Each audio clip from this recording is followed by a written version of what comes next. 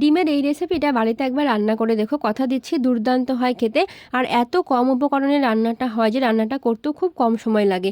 ডিমটাকে ভালোভাবে সেদ্ধ করে নেব। এখানে লাগবে টমেটো, তারপরে রসুন আর কিছুটা পরিমাণে পেঁয়াজ, সেটাকে খুব ভালোভাবে কুচিয়ে রেখেছিলাম। ডিমটাকে ভালোভাবে ভাজা হয়ে গেলে ফোড়নে দেবো শুধুমাত্র একটা এলাচ আর খুব সামান্য পরিমাণে জিরে। সেটা দিয়ে ভালোভাবে পেঁয়াজ টমেটোটাকে ভাজা হয়ে গেলে 1 চামচ কাশ্মীরি লঙ্কার গুঁড়ো, 1 চামচ হলুদ গুঁড়ো দিয়ে খুব ভালোভাবে ভেজে নেব।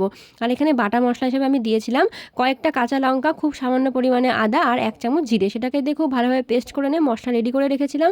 সেই মশলা দিয়ে খুব ভালোভাবে ভেজে নেব যতক্ষণ না ওপর থেকে তেল ছাড়ছে। তেল ছাড়া হয়ে গেলে খুব সামান্য জল দেবো।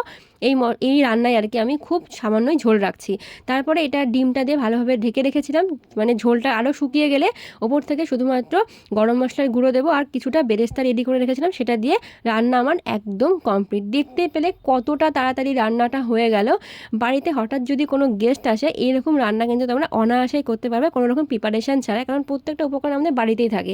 ভিডিওটা ভালো লাগলে অবশ্যই শেয়ার করে দিও। টাটা।